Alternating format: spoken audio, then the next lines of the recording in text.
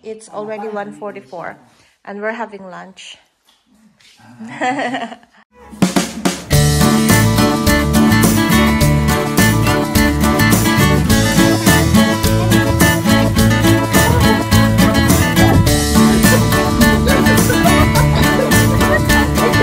Hi guys! Good morning! Kamusta po kayong lahat? So, for today's video po, for today's vlog is lipatan time. So, nandito na kami ngayon sa bagong place na nakuha namin. Nagre-rent lang kami guys, hindi sa amin.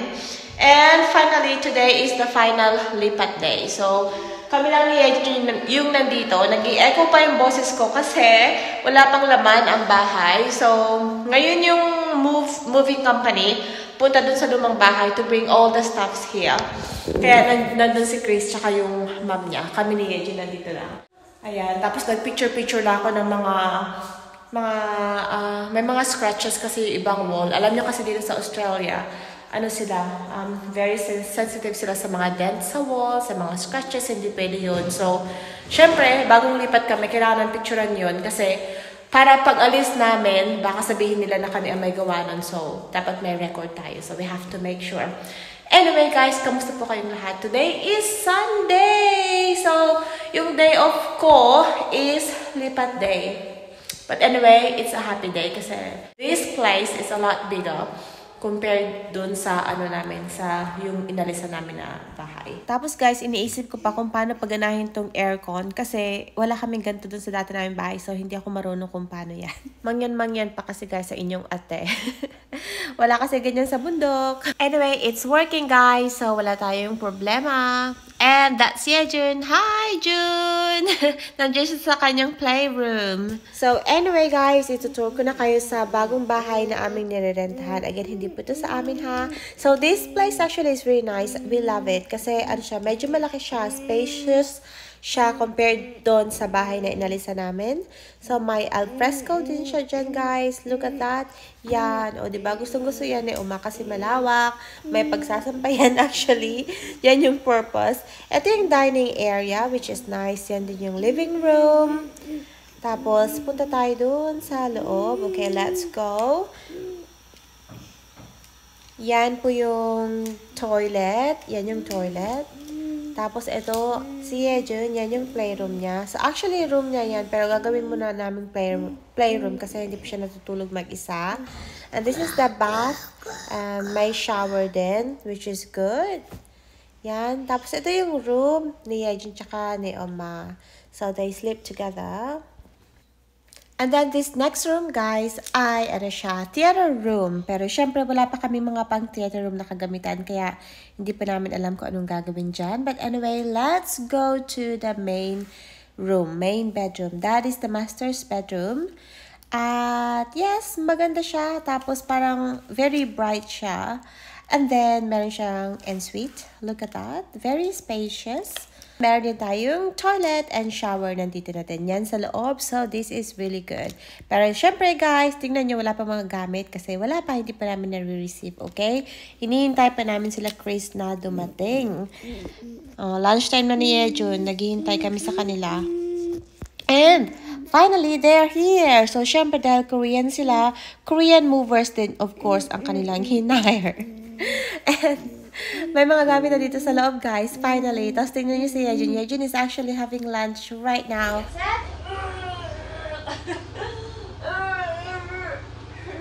More! Stronger here, stronger. Ready? Get set.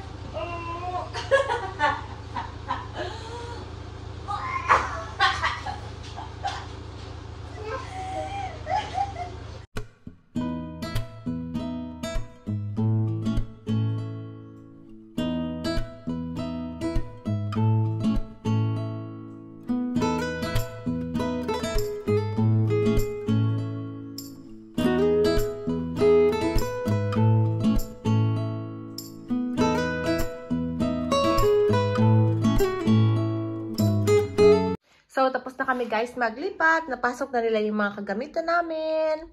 Andito na yung bed namin. Bibili pa kami ng frame kasi wala kaming frame talaga. Kahit nung dati pa kasi gawa ni Yejun. Anyway, nandito yung mga kagamitan. Still a little bit empty kasi yung ibang mga gamit tinapon namin. Ayan, so ito yung gagawin naming office. Andyan yung aking bicycle na hindi nasasakyan. Ginagawang sampayan. Nanyan yung bed ni Umapa. Kasi ito naman yung mga kagamitan ni Yejun. Ayan.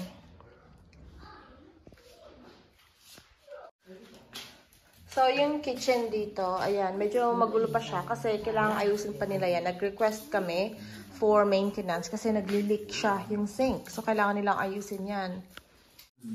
Yan. Pagoda ang mga tao, guys. Kaya, kain muna tayo ng lunch. It's already 1:44 and we're having lunch. Ayan, meron na kaming living room. Huh?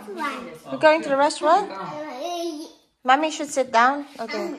Mommy should sit down. Daddy, yes, Mommy, I'm going to. The restaurant. Sit down. Sit down.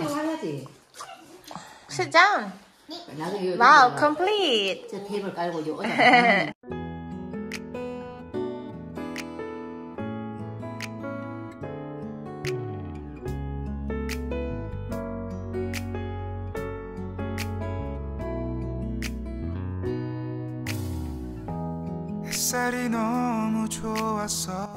Hi guys! So, inabot na kami ng hapon. Inabot na kami ng gabi pala. Hindi pa rin kami tapos. But anyway, medyo mas okay naman na siya ngayon yung itsura ng bahay. Si Yejun ay nagpre-prepare na siya for bath. Kasi hindi siya natulog. At hindi ko din siya mapatulog. So, I'm preparing Yejun's bath now. Para mapakain ng maaga at makatulog din ng maaga. Bakit parang ang init?